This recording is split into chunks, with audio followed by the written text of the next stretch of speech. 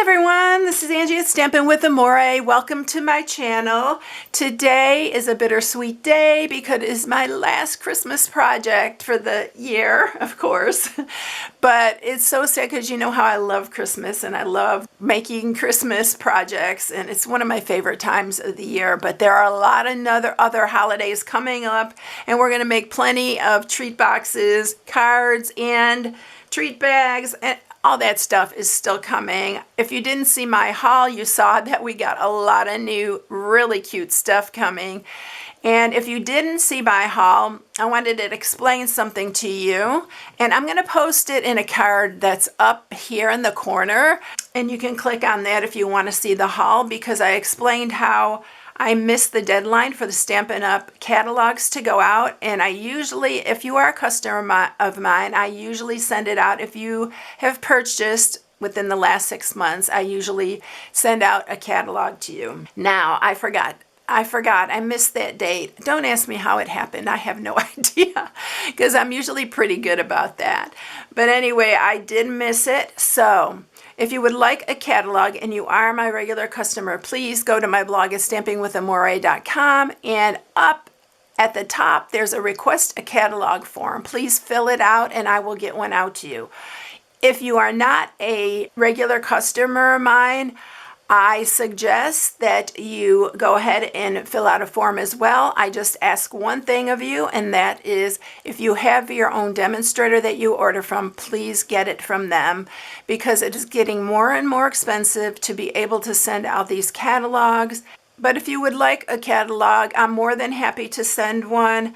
But like I said, if you have your own demonstrator, please get it from them. All right, let's get on with the project.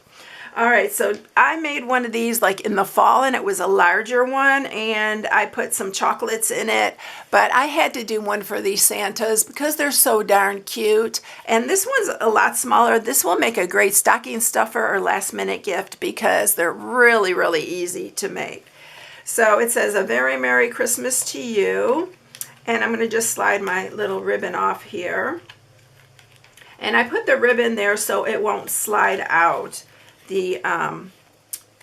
This will not slide out, but you can take this little tab and you pull it and the Santas come out. Aren't they so cute? But isn't this such a cute little treat box? It is my original design, and I thought it was really, really cute to use as a treat holder.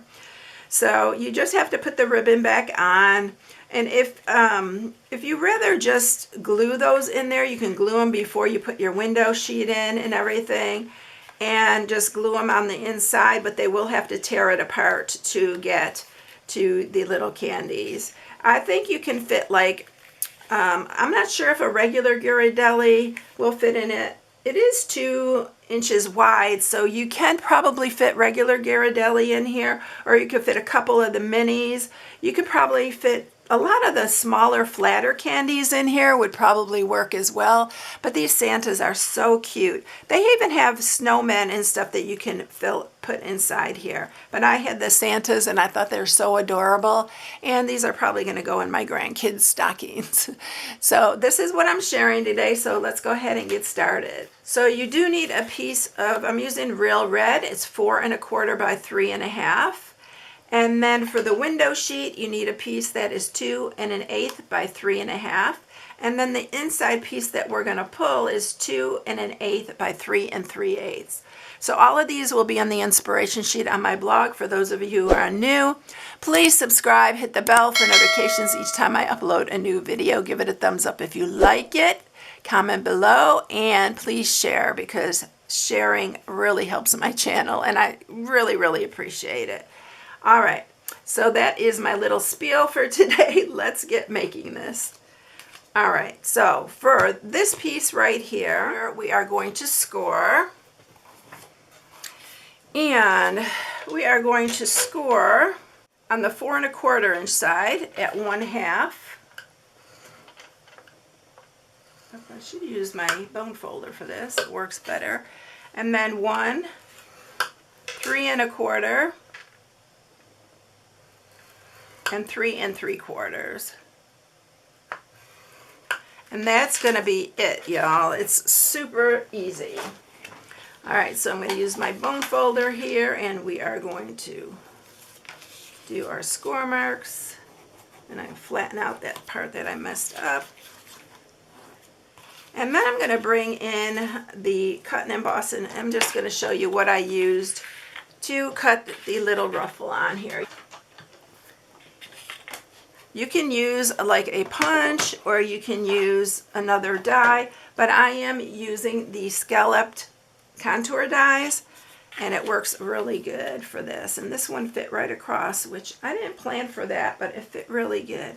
So I'm going to put that there. You are going to partial cut this by just putting, whoop, I think that moved. Now let me get another piece of score tape here, and not score tape, but mint tape, and this will be better. All right, so you're only going to put it up to the edge of that, and it's just going to cut the edge. But if you have a regular die, you can use that regular die. I love the little scallop on here and the little stitching, so I wanted to use that so you can see right there. I'm going to do the same thing on the other side.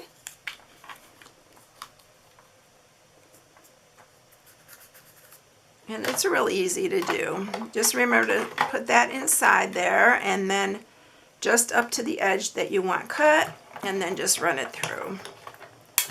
And this goes so fast too.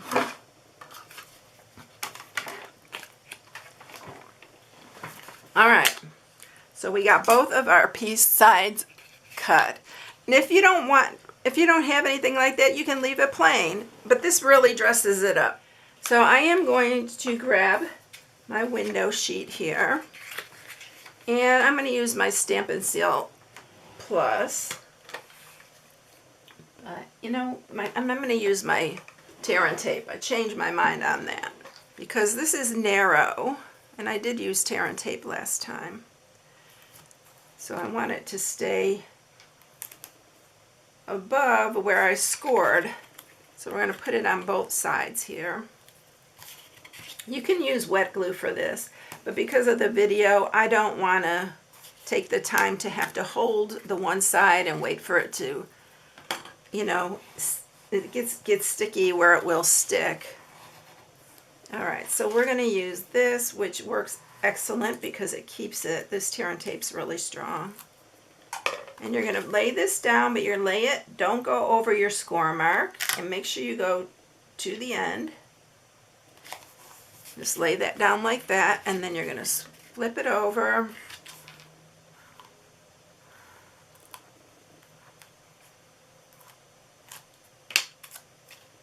And then you're going to line this one up too.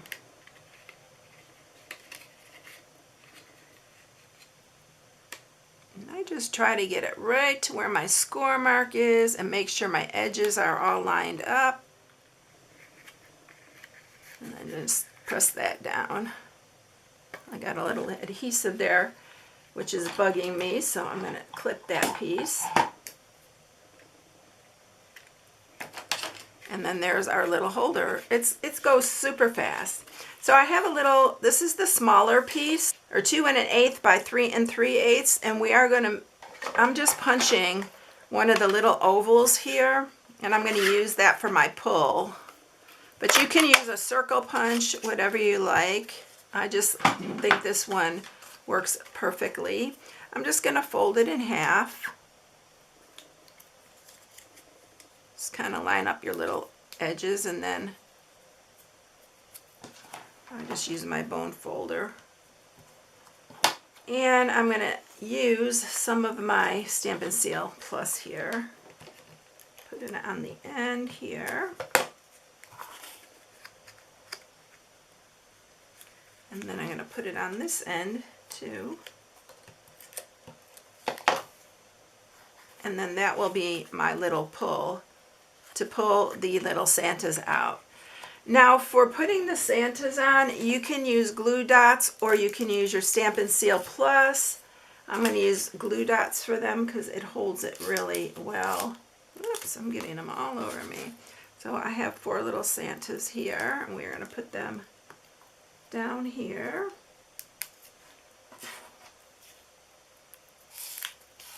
Oops.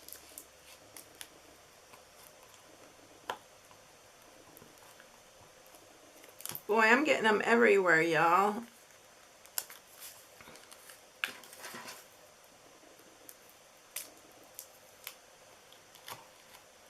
You can just put a stream of, you can use even tear and tape for that. But the tear and tape holds so well, it's not going to come off as easy. So that's why I'm using the glue dots. And I didn't move them over enough. They fit on there just right. But I should have done like I did when I first did it, put it right to the edge. I usually do both ends and then the two middles. I don't know why I didn't do that. All right, so there you go. Now these little guys are going to fit in here. I am going to grab my basic white. This is the crinkled seam binding ribbon. Boy, I've been using this forever. I think it's too early in the morning, y'all. It's really early in the morning when I'm filming this because I have been making cookies all day. And yeah, I was tired last night. So I'm doing this super early in the morning. All right, let me go ahead and grab a piece of scrap here, and I'm going to stamp my little sentiment, which I'm going to just do it in real red. And it's really, really cute. This one is from the Vintage Christmas. And I used this other one the other day on a project, but I'm using this Very Merry Christmas to You. So that's where I got that from. And the little die that I'm using is from the teacup dies. It's this little, it's a little tea tag, but I'm using it for this tag. And I'm going to run that through the cut and emboss. And I'll be right back with that. Okay, so there you have it. I'm going to just punch a little hole in it. And I'm going to do it on the side a little bit because I don't want to go over the writing on this one. And then I'm going to add it to here. Let me cut this.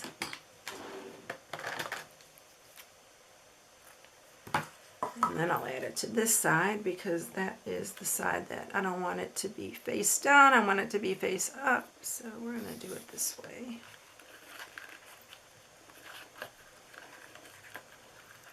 And we're going to tie a bow.